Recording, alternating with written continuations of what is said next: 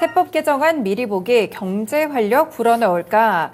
네, 오늘의 이슈는 세법 개정안으로 먼저 체크를 해보도록 하겠습니다. 일단 이제 7월이죠. 그러니까 7월 말에 조만간 정부에서 세법에 대한 개정안을 좀 발표를 할 것으로 보이는데요. 아무래도 세법 개정안 많은 분들이 좀 관심이 있으실 것 같습니다. 실제로 생활에 좀 밀접하다 보니까 관심이 있으실 것 같은데 어떤 내용들이 있을지 미리 좀 살펴보도록 할게요. 네, 정부에서 일단 7월 4일쯤에 2023년 하반기 경제 정책 방향을 공개한 바 있었거든요.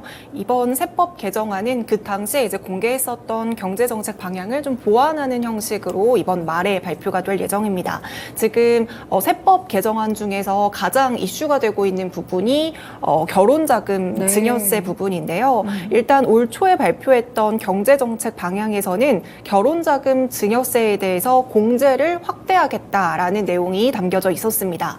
지금까지는 우리가 이제 증여를 받을 때 성인이 된 사람이 뭐 할아버지라던가 할머니라던가 아니면 부모님으로부터 재산을 증여받을 때 1인당 공제 한도가 10년을 누적으로 5천만 원까지가 그렇죠. 공제가 됐었고요. 이제 20년이면 1억까지가 공제가 됐습니다. 만약에 이 공제 한도를 넘기게 된다면 증여액에 따라서 최소 많게는 최소 10% 많게는 50%까지 증여세를 내야 되는 부분이었는데요. 이번에 이제 공제 한도를 늘릴 것으로 좀 전망이 되고 있습니다. 아직까지는 구체적으로 얼마만큼 공제를 해줄 것이다라는 발표가 나오지는 않았지만요. 이건 이제 발표가 돼야지 알 수 있는 부분이겠지만 일단은 시장에서 예상을 하고 있는 거는요. 혼인신고 전에 1년 그리고 혼인신고 후에 1년, 그렇게 2년 사이에 결혼자금을 만약에 이제 증여를 받았을 경우에는요, 이제는 1인당 1억 5천에서 한 1억에서 한 1억 5천까지는 한도가 공제 한도가 올라갈 것으로 전망이 되고 있습니다.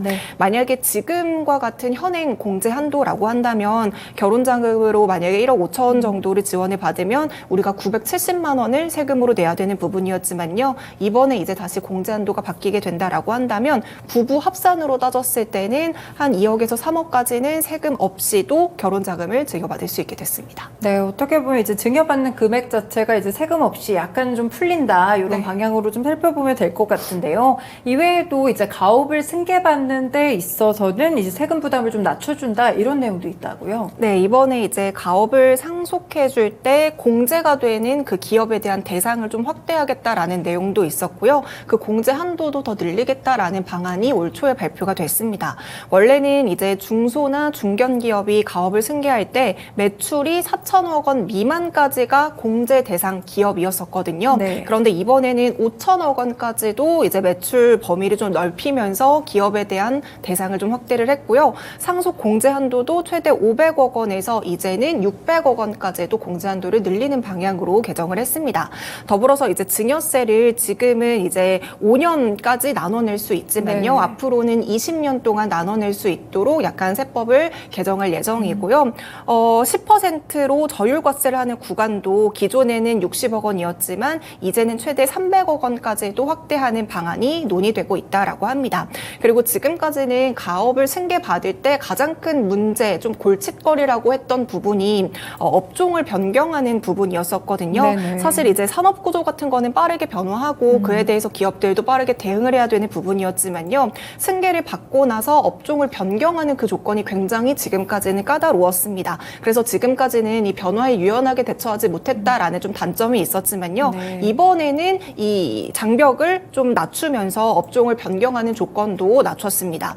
원래는 이제 상속인이 가업을 물려받고 사후 관리 기간이라는 게 있어요. 이 기간이 한 5년 정도인데요. 이 5년 동안 그 표준 산업 분류가 있잖아요. 그 안에서 중분류 내에서만 업종 변경이 가능했지만요. 이번에 만약에 세법이 개정이 된다라고 한다면 이제는 대분류까지도 업종을 좀 확대해가지고 기업들의 조금 더 선택지가 넓어질 예정입니다. 네, 그렇군요. 두 가지를 좀 체크를 해봤는데 일단 결혼 자금에 대해서 증여세 한도가 조금 넓어진다는 점, 그리고 이제 가업을 승계받을 때 약간의 부담이 좀 낮아진다는 점 두 가지를 설명드렸습니다. 그리고 많은 분들이 이제 관심이 있을 부분이 부동산 양도세일 것 같은데 이 부분이 세법 개정안에 포함이 된다 안 된다 말이 좀 있는 것 같아요. 이 섹터는 좀 어떤 이야기가 오가나요? 지금 이제 양도세가 포함이 된다 안 된다라고 이제 얘기는 많지만 일단은 이제 포함이 된다라는 전제 조건 안에서 이제 말씀을 드려보자면 뭐냐면요. 지금 부동산 양도세와 관련해서 이야기 나오고 있는 부분이 바로 중과세율과 관련한 부분입니다. 현행 양도세의 경우에는요. 부동산을 2년 이내로 단기로 보유하거나 아니면 다주택자인 경우에는요. 부동산을 타인에게 이제 양도를 할 때 중과세율을 적용을 하고 있거든요. 이 양도세의 기본 세율은 기존에는 이제 6%에서 최고 45%까지이지만요. 이게 1년 미만의 단기 거래 또는 이제 다주택자 경우에는요, 70%의 중과세율, 그리고 네. 이제 단기로 거래하는 사람들은 뭐 60% 정도의 중과세율을 지금은 적용을 하고 있습니다. 더불어서 지금 조정 대상 지역 내 이 주택자는요, 기본 세율에다가 20%의 포인트 또 추가가 되고요. 또 3주택 이상 보유한 다주택자는 30%의 포인트의 그 과세율이 조금 더 포함이 된다라고 하기 때문에 네. 주택을 많이 보유하면 보유할수록 이제 좀 세금에 대한 부담이 늘어난다라고 볼 수가 있습니다. 그런데 이제 올해 1월에 정부에서 다주택자가 조정 대상 지역 내에서 주택을 양도하는 경우에는요, 2024년 5월 9일까지 좀 네. 한시적으로나마 이 양도세 중과세율을 면제하는 쪽으로 개정안을 발표한 바 있었거든요. 그래서 이제 그동안 같은 경우에는요, 이 양도세 중과세율이 굉장히 과도하다 보니까 다주택자들이 다른 사람에게 주택을 넘겨줄 때 이 세금에 대한 부담 그렇죠. 때문에 계속해서 매물이 묶여 있었다라는 네. 단점이 있었던 거죠. 그렇기 때문에 이번에 이런 제약들을 좀 풀어내주면 앞으로 매물이 이제 시장에 좀 늘어나기 때문에 주택 거래에 대한 정상화를 이룰 수 있다라는 취지로 지금 정부에서는 한시적으로 중과세에 대해서 부과를 하지 않도록 발표를 한 바 있습니다. 그래서 지금 얘기가 나오고 있는 건 이게 2024년까지 아직 1년이라는 시간이 좀 더 그렇죠. 남아 있기 네. 때문에 이번 세법 개정안에는 이 부분에 대한 내용이 포함되지 않을 것이다라는 의견도 있고요. 또 한편으로는 이번 세법 개정안에 포함을 해가지고 그냥 아예 이 중과세율에 대한 제도 자체를 폐기할 수도 있다라는 전망도 함께 나오고 있습니다. 네, 그렇군요. 그렇다면 뭐 앞에서 저희가 지금 살펴보고 있는 부동산 양도세나 증여세 이런 부분들 외에도 이제 전 국민에게 좀 혜택이 좀 될 수 있을 만한 부분들을 보자면 좀 더 넓혀서 물가가 많이 올라가고 있으니까 여기에 대한 세금을 잡는 그런 혜택들은 없을까요? 네, 이번에 이제 물가 연동 주세를 폐지하겠다라는 방안도 함께 논의가 되고 있습니다. 현재 주세법에 따르면 막걸리랑 맥주 같은 경우에는요, 이제 여기에 부과하는 세금이 물가와 연동이 되게 되어 있어요. 네. 이 주세법 같은 경우에는 2020년에 개정이 됐던 내용인데요. 원래는 지금까지 한 50년 동안 술의 가격에 따라 세금을 부과하는 종가세를 유지하고 있었습니다. 그런데 이제 이 종가세라는 부분이 국산 맥주랑 또 수입 맥주랑 그 종가세 방식 자체가 달라서 국산 입장에서는 그 국내 기업들 맥주 업체들 입장에서는 이게 굉장히 불합리하다라는 이야기들이 굉장히 많았었거든요. 네.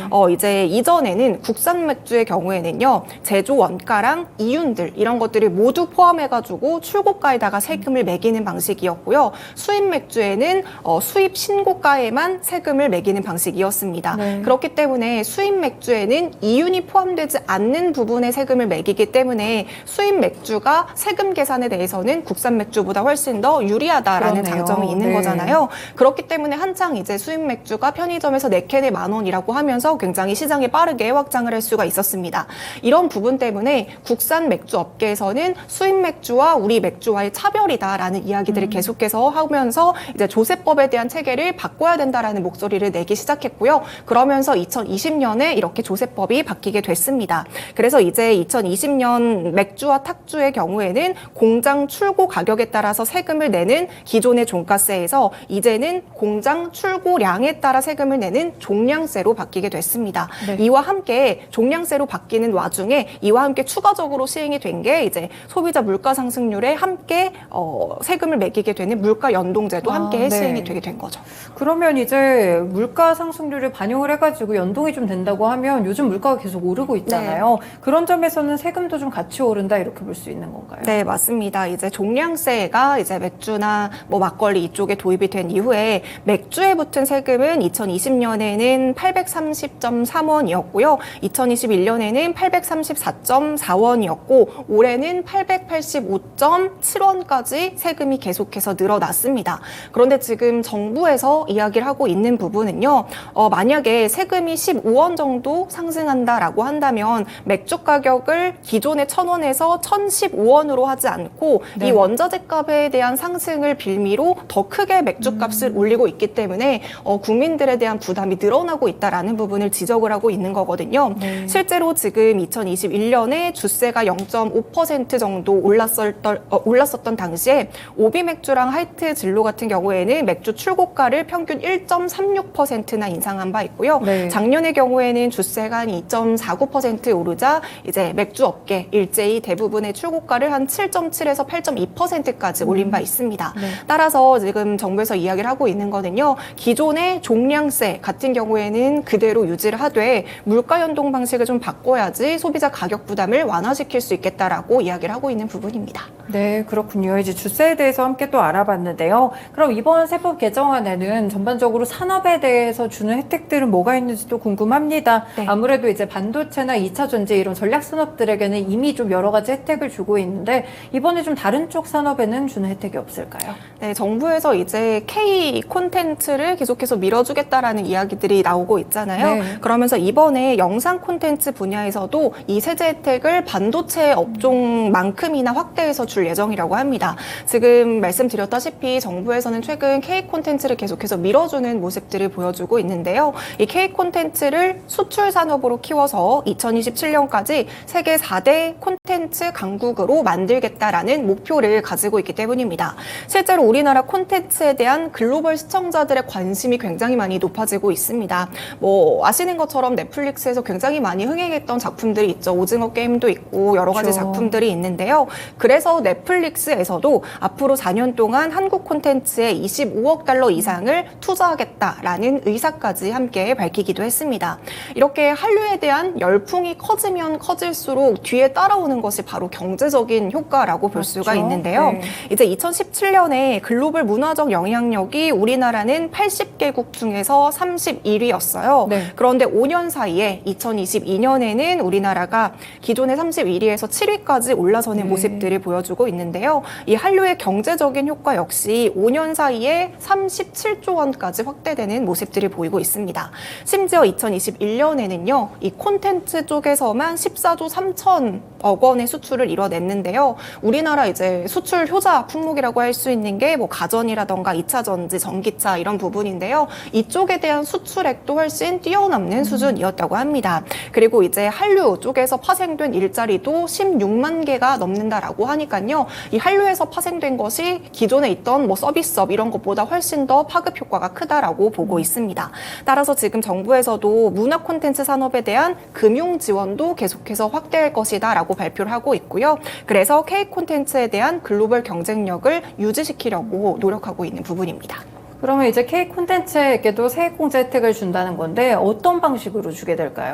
네, 세액공제 비율을 늘려준다라는 것이 이번 세법 개정안의 주된 내용인데요. 지금 현행 영상 콘텐츠 제작 비용에 대한 세액공제 같은 경우에는요. 지금 대기업 같은 경우에는 한 3% 수준이고요. 중견기업 같은 경우에는 7% 수준으로 공제를 해주고 있고 중소기업 같은 경우에는 10% 수준으로 현행은 진행이 되고 있습니다. 지금 굉장히 10% 미만으로 미미하다라는 것들을 우리가 알 수가 있는데요.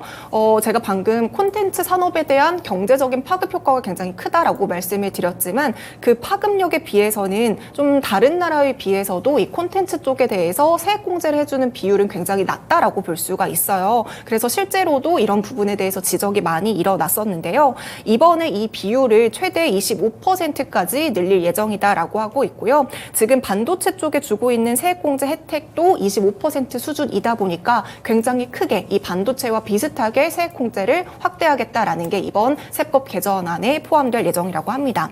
그리고 이제 이렇게 세법 개정안을 통해서 세액 공제를 받게 된다라고 한다면 만약에 똑같은 예산으로 영화를 만들었을 네. 때 우리가 이제 그 기업에서 받을 수 있는 세금 혜택 같은 경우에는 한 30억 원 안팎으로 세금 혜택을 좀 받을 수 있을 것으로 전망이 되고 있고요. 더불어서 지금 세액공제를 받는 콘텐츠를 뮤직비디오 그리고 게임 그리고 뭐 웹툰 이런 것까지 확대한 것도 좀 주목해 볼 만한 특징이라고 볼 수가 있습니다. 네. 더불어서 이제 영화, 콘텐츠 이런 부분들은 코로나 시기에 미개봉된 영화들이 굉장히 그쵸, 많잖아요. 힘들었으니까요. 이렇게 네. 미개봉된 영화가 지금 한 100편 정도가 있다라고 해요. 이런 영화들이 이제 순차적으로 개봉이 되고 시청자들이 끌어오고 이래야지 계속해서 투자가 일어나고 선순환이 일어날 수 있는 건데 지금 여기서 자금이 막혔기 때문에 이런 미개봉된 영화들을 계속해서 탄생시킬 수 있도록 이쪽에 대해서 투자 펀드를 좀 지원해가지고 한국 영화들의 개봉을 지원하는 이런 쪽으로도 함께 논의가 되고 있는 상황이라고 합니다. 네, 콘텐츠 요즘 좀 K 콘텐츠 하면은 정말 다른 나라 국가들에서도 인정을 해주는 그런 산업이니까요. 세액공제 혜택을 통해서 더욱더 뻗어나가기를 또 기대해 봅니다. 그리고 마지막으로 또 다른 주요 내용들이 있다면요. 네, 마지막으로는 이제 출산 보육 수단의 비과세 한도를 좀 상향해주는 방향도 이번에 함께 논의가 되고 있는데요. 네. 그동안에는 기업이 이제 근로자의 출산 혹은 6세 이하의 자녀의 보육과 관련해서 지원하는 수당이 있어요. 이 수당에 대해서 근로자 한 명당 이제 월 10만 원 한도로 소득세에 대해서 비과세 혜택을 주고 있었거든요. 근데 이게 이제 20년 동안 이어졌던 제도인데요. 이게 20년 동안 이어진 만큼 이 물가에 대한 약간 상승을 반영하지 못하고 또 상승을 반영하지 못했던 부분들이 있고요. 그리고 최근에 이제 저출산에 대한 문제도 굉장히 심각하다 보니까 이 비과세에 대한 혜택을 늘리겠다라고 하는 부분이거든요. 그래서 이번에는 기존 10만 원에 20만 원까지 한도를 늘릴 예정이라고 합니다. 네. 더불어서 이제 청년 고용을 위한 세제 지원 혜택도 함께 나오고 있는데요. 기존에도 지금 이 세제 지원 혜택이 있어요. 중소기업에 취업한 취업자 가운데서 소득세 감면 제도라는 게 있는데요. 만약에 이제 중소기업에 취업을 했을 때 청년의 경우에는 5년 동안 그리고 청년이 아닌 경우에는 3년 동안은 소득세에 대해서 70에서 90%까지 감면해주는 그런 제도가 있거든요. 근데 이 제도가 올해 말에 종료가 될 예정입니다. 하지만 이번 세법 개정안에서 이 종료된 시점을 연기해가지고 좀 제도를 조금 더 연장하고 이 대상도 확대할 것이다라는 내용도 함께 논의가 되고 있고요. 이 밖에도 대중교통 신용카드에 대한 소득공제에 대해서 네. 확대를 한다라거나 또 소상공인이 그 임차료로 인한 착한 임대인에 대해서도 이야기가 많이 나오고 있잖아요. 이런 착한 임대인에 대해서 세제 혜택을 조금 더 늘리는 방향 쪽으로도 논의가 함께 되고 있습니다. 이제 7월 말 이번 주 중으로 이 구체적인 내용들이 발표가 될 예정이니까요. 오늘 포함된 내용들이 다수 아마 들어 있을 거예요. 그래서 이제 정부에서 발표가 되면 추가적인 구체적인 내용들 함께 체크해 주시면 좋을 것 같습니다. 네, 내년도 세법 개정안 내용들이 어떻게 바뀌는지 연우님과 함께 좀 분석을 해봤습니다. 말씀 주신 대로 이번 주 내에 발표가 되니까요. 일단 기본 세율은 건드리지 않는 선에서 말씀 주신 내용들 위주로 좀 바뀐다고 하니까요. 해당되는 내용들 있으신지 체크해 보시길 바라겠습니다. 일부 쉬운 이슈 읽어주기였습니다.